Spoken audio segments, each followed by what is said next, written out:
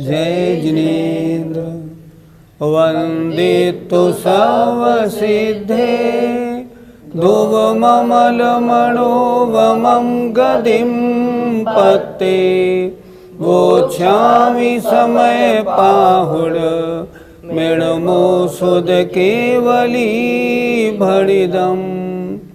पंच परमेष्टि भगवान की जय। अभी तक अध्यवसानों की चर्चा हुई। अब जिन मुनिराजों के ये अध्यवसान नहीं होते उनके बारे में गाथा 287 देखते हैं। एदानिरत्ति जेसिम अध्यवसानानि एवमादीनि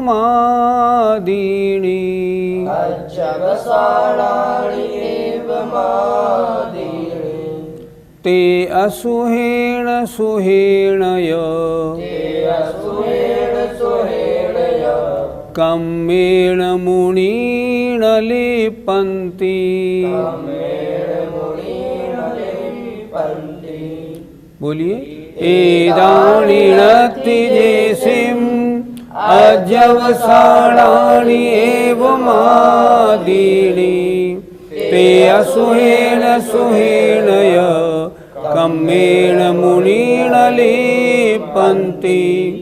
एदानिरत्ति जेसिम अध्यवसानानि एवमादीनि ते असुहेण सुहेणय कम्मेण मुनीण लिपन्ति। गाथा का अर्थ देखते हैं। एदानि ये सब णत्थ नहीं हैं जेसिम जिनके। ये सब क्या? तरह तरह के अध्यवसान, अर्थात मन से दुखी करता, वचन से दुखी करता, सुखी करता, कभी धर्म द्रव्य अधर्म द्रव्य का चिंतन आदि रूप जो पहली ज्ञानशालाओं में हमने पढ़ाया था, ऐसे वे सब अध्यवसान। फिर देखें, ये सब एदानी णत्थ नहीं हैं जेसिम जिनके। क्या? अध्यवसानानि अध्यवसान। एवं आदीनि इनको आदि लेकर, अर्थात तथा इसी प्रकार के अन्य भाव। क्या अर्थ लगा? जिनके ये सब माने जो पहली गाथाओं में कहे गए वो अध्यवसान, तथा इसी प्रकार के अन्य भाव जिनके नहीं हैं। जिन मुनिराज के ऐसे अध्यवसान परिणाम नहीं हैं, ते वे मुनिराज असुहेण अशुभ सुहेण शुभ, अर्थात अशुभ और शुभ कम्मेण कर्म से मुनि माने मुनिराज न लिप्पन्ति लिप्त नहीं होते। कर्मों से लिप्त होने का कारण है तरह तरह के परिणाम अध्यवसान होना। और जिन मुनि महाराजों के पहले बताए गए शुभ या अशुभ रूप अध्यवसान या परिणाम नहीं हैं, वे फिर शुभ और अशुभ कर्म से क्यों लिपेंगे? नहीं लिपेंगे। तो यहाँ आचार्य ने उसी आधार पर ये गाथा लिखी है। एक बार फिर देखें। एदान ये सब णत्थ माने नहीं हैं, जेसिम माने जिनके, अध्यवसान अध्यवसान। अर्थ कैसे लगाएंगे? जिनके ये सब अध्यवसान नहीं हैं, तथा एवं आदीनी तथा इसी प्रकार के अन्य भाव नहीं हैं। ते माने वे, असुहेण माने अशुभ, सुहेण माने शुभ, अशुभ और शुभ कम्मेण कर्म से मुनि माने मुनि, न लिप्पन्ति, लिप्त नहीं होते हैं। ये पूर्व में कहे गए अध्यवसान तथा इसी प्रकार के अन्य भी अध्यवसान जिनके नहीं हैं, वे मुनि अशुभ और शुभ कर्म में लिप्त नहीं होते हैं। पंडित जी, कौन से मुनिराज अशुभ कर्म में लिप्त नहीं होते? जिनके अशुभोपयोग नहीं है। आत्मा का उपयोग, शुभोपयोग और अशुभोपयोग बंध के कारण। अशुभोपयोग होगा तो अशुभ कर्म का बंध होगा, शुभोपयोग होगा तो शुभ कर्म का बंध होगा। तो अशुभ कर्म का बंध किन मुनिराजों के नहीं होगा? जो शुभोपयोग में होंगे।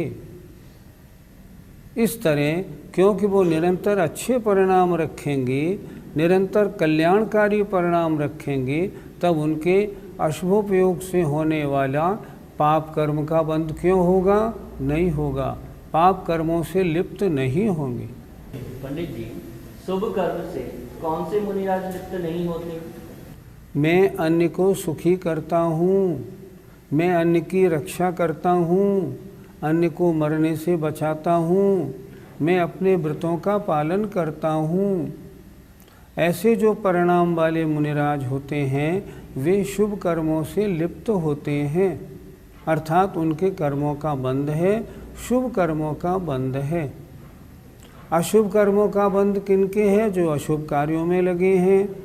शुभ कर्मों का बंध उन मुनिराज के हैं जो शुभ कार्यों में लगे हुए हैं। दो ही तरह के तो कर्म होते हैं, और वर्तमान में मुनि महाराज 24 घंटे में देखा जाए तो उनके अशुभोपयोग, अशुभ कर्म तो होता ही नहीं। पांचों पाप से रहित हैं, 28 मूल गुणों के धारी हैं, पाप कर्म का दूर दूर तक कुछ भी काम नहीं। निरंतर उनकी प्रवृत्ति शुभ रूप होती है। लेकिन शुभ रूप प्रवृत्ति में जब वे सामायिक आदि में बैठते हैं या आत्मचिंतन में बैठते हैं और आत्मचिंतन में डूब जाते हैं, उस समय उनके शुद्धोपयोग रूप परिणाम होते हैं। तो जब अशुभ परिणाम तो अशुभ रूप, और जब शुभ परिणाम तो शुभ रूप, शुभ कर्म का बंध। पंडित जी, कर्मबंध से रहित मुनिराज कैसे होते हैं? हम इस प्रश्न को ऐसे भी पूछ सकते हैं कि मुनि महाराज निरंतर शुभ कार्यों में लगे रहते हैं, तो वे शुभ कर्मों के बंध से रहित कब होते हैं? जब सामायिक आदि के काल में या ध्यान आदि के काल में वे मुनि महाराज शुभ और अशुभ दोनों परिणामों से रहित हो जाते हैं। न कषाय की तीव्रता, न कषाय की मंदता, दोनों से रहित हो जाते हैं। और जब आत्मा की ओर उनकी दृष्टि केंद्रित हो जाती है, उस समय वे न शुभ बंद करते हैं न अशुभ बंद करते हैं। आज की गाथा में यही तो लिखा है कि जब अध्यवसान नहीं रहते तब मुनि महाराज कर्मों से लिप्त नहीं होते। पंडित जी, क्या वर्तमान में श्रावक और मुनि महाराजों के शुद्धोपयोग संभव है? शुद्धोपयोग ध्यान की एकाग्रता का काम है। वर्तमान में हम पंचम काल में जितने भी गृहस्थी हैं या श्रावक हैं, उनके मन की एकाग्रता नहीं बनती।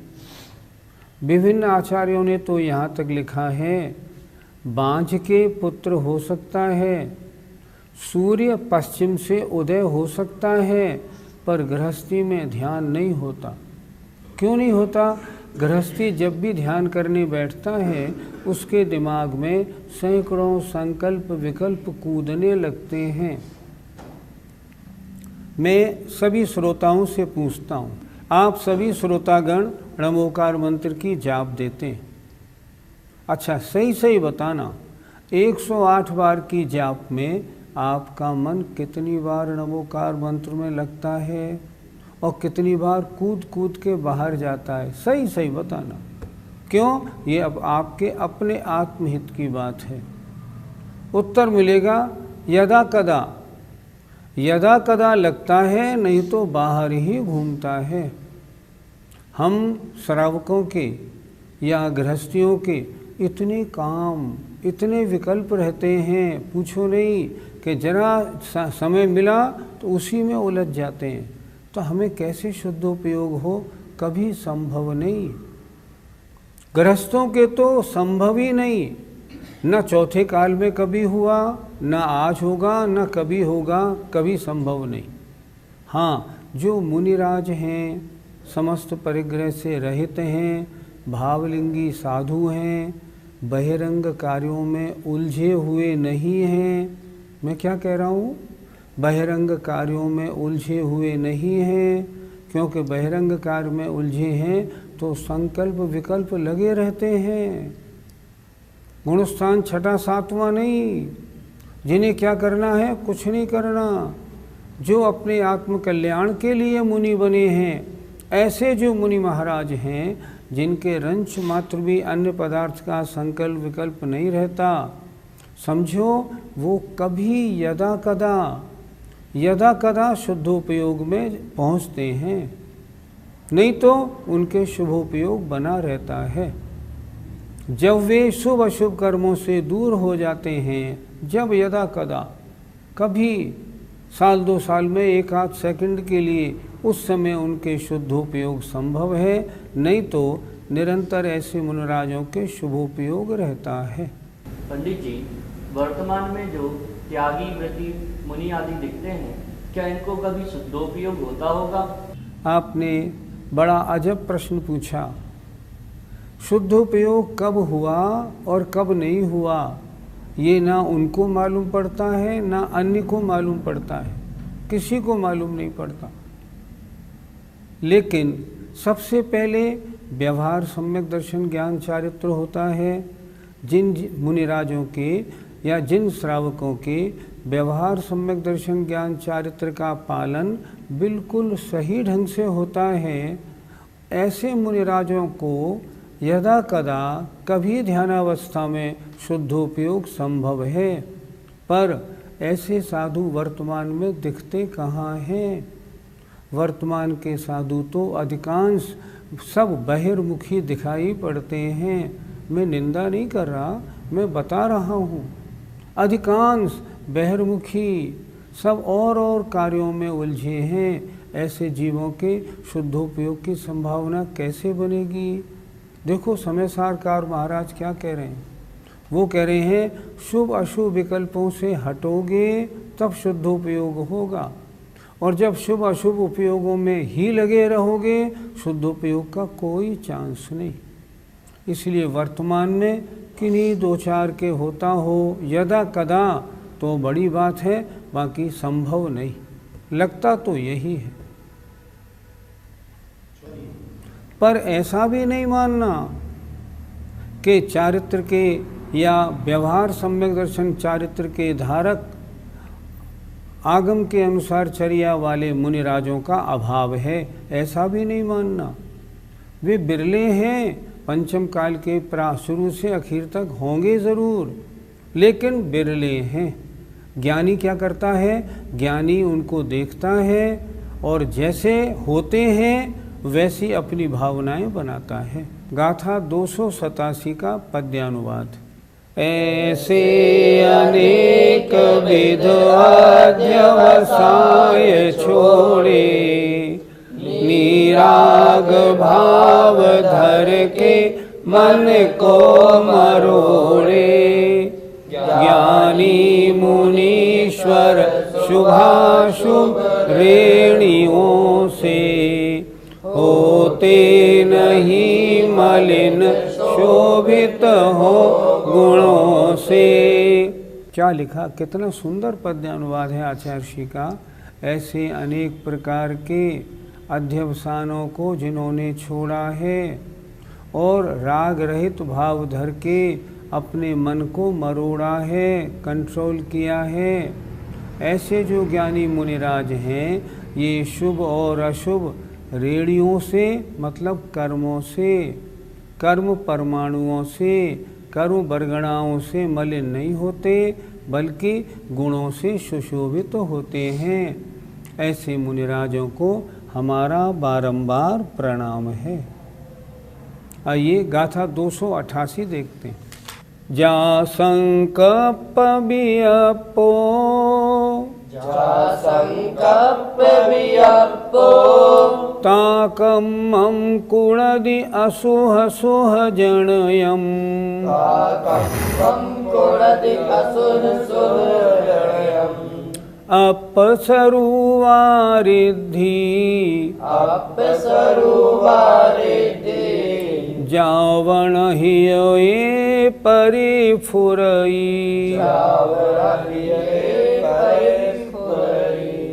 बोलिए, जा संकल्प वियपो ताकम्मं कुणदि असुह सुह जनयम् अपसरुवारिद्धि जावण हिये परिफुरई। जा संकल्प वियपो ताकम्मं कुणदि असुह सुह जनयम् अपसरुवारिद्धि जावण हिये परिफुरई। जा जब तक संकल्प वियपो संकल्प विकल्प करता है, ता तब तक कम्मम कर्मों को करता है, अशुभ शुभ जनयम शुभ और अशुभ जाति के। संकल्प विकल्प शुभ है तो शुभ जाति के कर्मों का, और अशुभ है तब अशुभ जाति के कर्मों का। और अपसरुवा रिद्धि आत्मा के स्वरूप का रिद्धि माने प्रगटपना या ज्ञान जब तक नहीं हृदय में स्फुटित तो होता है, अर्थात जब तक संकल्प विकल्प है तब तक शुभ अशुभ कर्मों का करने वाला है, और जब तक शुभ अशुभ कर्मों का करने वाला है तब तक आत्मा का स्वरूप हृदय में स्फुटित नहीं होता। स्पष्ट एक ही काम तो हो सकता है, या तो आत्मा के स्वरूप का परिचय अनुभव आनंद ले लो, या शुभ अशुभ संकल्पों में भ्रमित हो, दिन भर अपना समय लगाओ। जब तक शुभ अशुभ जाति के संकल्प विकल्प रहेंगे कर्म का आश्रव बंद होगा, और जब आत्म स्वरूप में रमण होगा ना आश्रव होगा, ना बंध होगा, ना शुभ का ना अशुभ का। यही इस गाथा में लिखा है। अर्थ देखें, जब तक यह छद्मस्त जीव बाह्य वस्तुओं के संबंध में संकल्प विकल्प करता है तब तक उसके हृदय में आत्मा के स्वरूप के विषय का ज्ञान नहीं हो पाता। अतः तभी तक वह शुभ और अशुभ जाति के कर्म भी करता है। पंडित जी, संकल्प और विकल्प में क्या अंतर है? यह मेरा मकान है, मेरी पत्नी है, मेरे बच्चे हैं, मेरी गाड़ी है, संकल्प हैं। और मैं सुखी हूँ, मैं दुखी हूँ, ये विकल्प हैं। जिसके न अन्य वस्तुओं में संकल्प रहता है, न अपने सुख दुख की बात रहती है, ऐसा जीव संकल्प और विकल्पों से रहित होता है। और जब संकल्प विकल्पों से रहित होता है तभी शुभ अशुभ कर्मों से बच पाएगा, नहीं तो नहीं। संकल्प विकल्पों में हम और आप दिन भर नहीं 24 घंटे उलझे रहते हैं, इसलिए हमारे शुभ अशुभ कर्मों का बंध निरंतर होता रहता है। पंडित जी, क्या संकल्प और विकल्प भी दो प्रकार के होते हैं? हाँ, ये भी दो प्रकार के होते हैं। संकल्प अशुभ, स्त्री मेरी, पुत्र मेरा, घर मकान पैसा मेरा, अशुभ संकल्प हैं। और ये मेरे शास्त्र हैं, ये मेरे महाराज हैं, इस तरह का विकल्प। ये देखो मेरे आदिनाथ भगवान हैं, इस तरह का अगर संकल्प है तो शुभ है। विकल्प भी दो प्रकार के, मैं दुखी हूँ, मुझे सुख की प्राप्ति नहीं हुई, मैं बीमार रहता हूँ, ये अशुभ। और शुभ विकल्प कैसे होते हैं? आज तो सुबह से शाम तक का समय कितना अच्छा निकला, ओहो विधान में बैठने में कितना आनंद आया, ये शुभ विकल्प हैं। अशुभ संकल्प विकल्प होंगे, अशुभ कर्मों का बंध होगा। शुभ संकल्प विकल्प होंगे तो शुभ कर्मों का बंध होता है। लेकिन ज्ञानी के शुभ और अशुभ किसी प्रकार के भी संकल्प विकल्प नहीं होते, उसे तो अपनी आत्मा रुचिकर होती है। अपनी आत्मा को छोड़कर कहाँ जाऊं। एक बड़ी अच्छी गाथा समयसार जी में आई थी, आपने उसको शायद नोट किया हो। एदम्य रदोणिच्यम संतुष्टो होय निच मेदम्मी एदेण होय तित्तो हो हदि तुह उत्तमम सुखम। जब आत्मस्वरूप में वे मुनि महाराज पहुँचते हैं तब क्या करते हैं, क्या कहते हैं? एदम विरदो नित्यम, ऐसे ही आनंद में मैं लगा रहूं। संतुष्टो होय नित्य मेदम्मी, आज मुझे संतुष्टि मिली। क्या अद्भुत आनंद आता है, उसी में संतुष्टि है। एदेण होय तित्तो, आज मैं तृप्त हो गया, अब मुझे कुछ नहीं चाहिए, जो मैं चाहता था सब मुझे मिल गया। ये किसकी दशा है? ज्ञानी की। अज्ञानी तो धन संपत्ति वैभव यश आदि में अपनी संतुष्टि तृप्ति मानता है, पर ज्ञानी तो आत्मस्वरूप में लीनता में ही तृप्ति संतुष्टि निरंतर उसमें ही रत रहता है। क्यों? वैसा आनंद है कहाँ। ऐसा आनंद देवों में नहीं, भोग भूमियाओं में नहीं, चक्रवर्ती को नहीं, किसी को नहीं मिलता। अद्भुत आनंद है निरंतर। ऐसा आनंद मुझे कम मिले, ऐसी भावना करनी चाहिए। पंडित जी, हृदय में आत्म संवेदन कब होता है? स्वसंवेदन माने आत्म संवेदन दो प्रकार का, एक सराग एक वीतराग। आचार्य जयसेन महाराज समयसार जी की टीका में लिखते हैं, सराग संवेदन तो जग प्रसिद्ध है, हर जीव के होता है। लेकिन वीतराग स्वसंवेदन तो उन महाराजों के होता है जो समस्त राग द्वेष रूप क्रियाओं से, शुभ अशुभ परिणामों से दूर हैं, उन्हीं के होता है। और वीतराग स्वसंवेदन ही वास्तविक संवेदन है जो मुक्ति की ओर ले जाने वाला है। जब कोई जीव संकल्प विकल्पों से हट जाता है और शुभ अशुभ कार्यों से दूर हो जाता है, तब वह इस संकल्प विकल्प से रहित आत्मानंद रूप वीतराग स्वसंवेदन में प्रवेश करता है और उसका आनंद लेता है। ऐसा आनंद गृहस्थियों के नहीं, गृहस्थी नहीं, क्षुल्लक एलक आर्यका माता जी के भी नहीं होता। ऐसा स्वसंवेदन वीतराग स्वसंवेदन तो मात्र दिगंबर उन मुनि महाराजों के होता है जो समस्त शुभोपयोग अशुभोपयोग से दूर, बहिर्मुखी नहीं अंतर्मुखी हों, जिन्हें बाहर से हटके अंदर आने में बहुत आनंद आता हो, अंदर रहने में ही अपना हित मानते हों, ऐसे मुनिराजों को शुद्धोपयोग यदा कदा होता है। हम गृहस्थों को क्या करना चाहिए? हमको भी अशुभोपयोग ज़ीरो कर देना चाहिए, अशुभोपयोग बिल्कुल नहीं हो और शुभोपयोग अधिक से अधिक हो। आचार्य विद्यासागर जी महाराज क्या कहते हैं? गृहस्थी को चाहिए 8 घंटे धर्म ध्यान में लगाए, 8 घंटे शरीर और परिवार के साथ लगाए, 8 घंटे व्यापार में लगाए। जरा सोचें तो, क्या हम धर्म पुरुषार्थ में क्या 8 घंटे लगाते हैं? नहीं लगाते हैं। घंटा आधा घंटा लगाते हैं, वो भी ढंग से नहीं लगता। उस समय भी गृहस्थी और व्यापार याद आता रहता है। मैं तो ऐसे लोगों को जानता हूँ जो जाप देने बैठते हैं तो सामने मोबाइल रख के बैठते हैं। नहीं, ऐसा नहीं करें।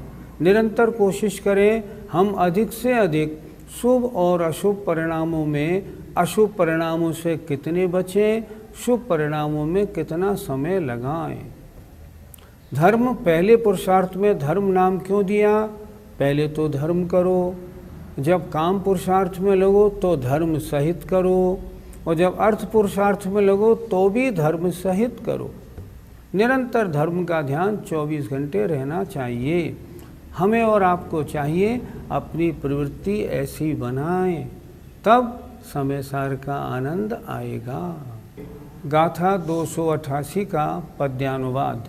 संकल्प जन्य सविकल्प अरे करेगा, तो पाप पुण्य विधि बंध नहीं टरेगा।